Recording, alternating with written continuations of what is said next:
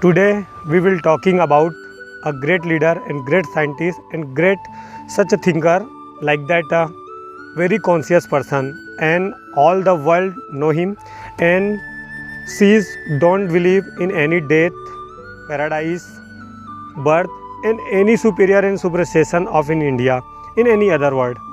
And he's also reject them that always a cultural historical pratha and only believe in the truth way to a good life. Yes, मैं बात कर रहा हूँ तथागत गौतम बुद्ध जी की। साथियों नमस्कार, क्रांतिकारी जय भीम, नीला सलाम, जय सतनाम आप सभी को, और स्वागत है आपका हमारे इस सेशन में कि गौतम बुद्ध कौन थे। ऐसे शख्सियत जिनका इतिहास हमसे छुपा के रखा गया, आज हम उनके बारे में जानने की कोशिश करेंगे। और ये जो मेरे हाथ में जो पुस्तक है, इसे देख के आप लोगों को तो आभास हो ही गया होगा कि आज हम गौतम बुद्ध जी के बारे में बात करने वाले हैं, लेकिन वो जो इतिहास हमसे छुपा के रखा गया है उसके बारे में बात करना ज़रूरी है।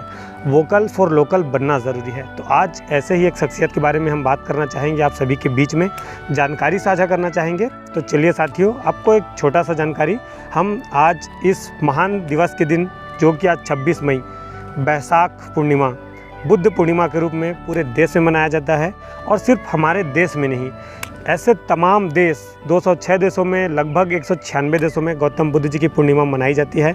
हमारे देश के उत्तर प्रदेश के कुशीनगर में, सारनाथ में, और जो असम है, अरुणाचल प्रदेश है, ऐसे तमाम हिल स्टेशन जहाँ गौतम बुद्ध जी का स्थायी कल्चरल है, वहाँ उनका पूजा पाठ हुआ करता है। उन तमाम जगहों पे आपको देखने को मिलेगा कि जो बुद्ध पूर्णिमा है बहुत धूमधाम से मनाया जाता है। सारनाथ में तो एक बहुत बड़ा मेला भी लगता है, जहाँ बौद्ध भिक्षु मॉन्क लोग आके अपना पूजा स्थापना करते हैं। जी हाँ फ्रेंड्स, आज है 26 मई बुद्ध पूर्णिमा, जिसे पूरा भारत ही नहीं, लगभग 196 देश मनाता है।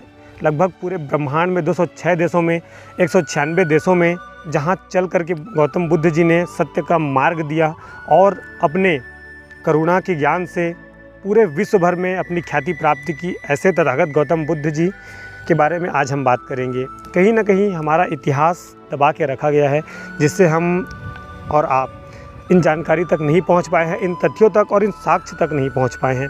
तो आज हम बात करेंगे गौतम बुद्ध जी के बारे में, जिन्होंने एक बहुत बड़ा साम्राज्य, एक बहुत बड़ा विचार जो है भारत में दिया, और भारत को छोड़ करके विभिन्न देशों में जहां इनको ख्याति प्राप्त है, पूरा देश इनको जानता है। जिनका एक थॉट यह भी है कि अगर संसार में, मानव जीवन में अगर कोई ऐसा वक्त आए कि लोग अपने आप को बचाने में पूर्ण रूप से लग जाएं, तो समझ लेना कि कोई ईश्वर, किसी भी प्रकार का कोई भगवान इस पृथ्वी पर नहीं है। लेकिन हमारे जो 33 कोटि देवी देवता थे, जिनका कोई प्रमाण नहीं है, पुख्ता सबूत नहीं है कि उन्होंने जन्म लिया, मृत्यु हुई, उन्हें देश के बाहर कोई नहीं जानता। तो ये आपको सोचना पड़ेगा कि किस तरीके से आपकी आइडियोलॉजी को चेंज किया जा रहा है। साथियों, मैं दूसरी बातों पर आपका ध्यान ना खींचते हुए सिर्फ गौतम बुद्ध जी के इन तर्क पे आपको एक बात एहसास कराना चाहता हूँ कि सोचिए, गौतम बुद्ध जी जो उड़ नहीं सकते थे, जिनके पास कोई सोने का घोड़ा नहीं था जो उड़ सके, अश्वमेध का घोड़ा नहीं था, ना किसी प्रकार का कोई साधन नहीं था,